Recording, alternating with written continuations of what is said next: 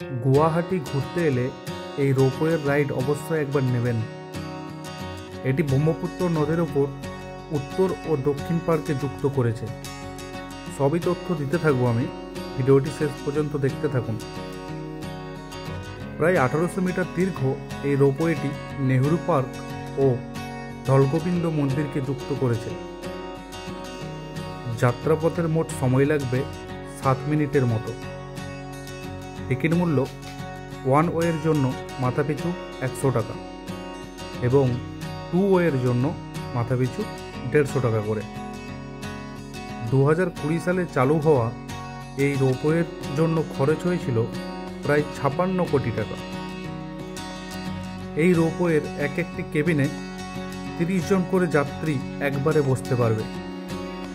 প্রসঙ্গত বলে রাখা দরকার, এটিই হলো ভারতের প্রথম নদীর ওপর দিয়ে তৈরি হওয়া রোপওয়ে।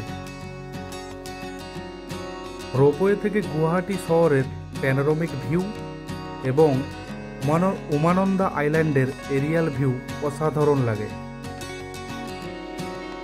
এই রাইড শুরু হয় সকাল 8:30 থেকে এবং শেষ হয় বিকাল 4:30 পর্যন্ত। ব্রহ্মপুত্র নদের অপরূপ সৌন্দর্য দেখতে হলে আপনাকে প্রথম অথবা শেষ রাইডটি নিতে হবে। তখন সূর্যের আলোর ছটায় মায়াবী লাগে ব্রহ্মপুত্র নদকে। কেবিনের কাঁচগুলি খুব একটা পরিষ্কার না হওয়ার জন্য ভিডিও অনেকটা ঝাপসা হয়ে গেছে।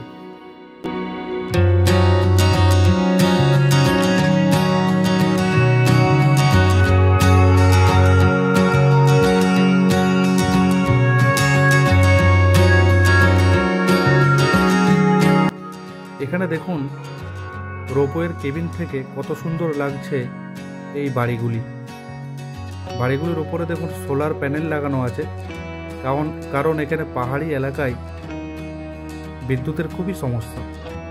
নিচে দেখুন একটি জেটিও দাঁড়িয়ে আছে, মানুষগুলোকে খুব ছোট লাগছে। ব্রহ্মপুত্র নদের ওপর দেখুন একটা চরও দেখা গিয়েছে, এগুলি পুরোপুরি শক্ত পাথরের তৈরি এবং সূর্যাস্তের সময় যেহেতু রাইডটি নেওয়া হয়েছিল, অপরূপ লাগছে এই পবিত্র ব্রহ্মপুত্র নদকে। তো আমরা এবার এখানেই নেমে যাব। ওয়ান ওয়ের টিকিট কাটা ছিল আমাদের।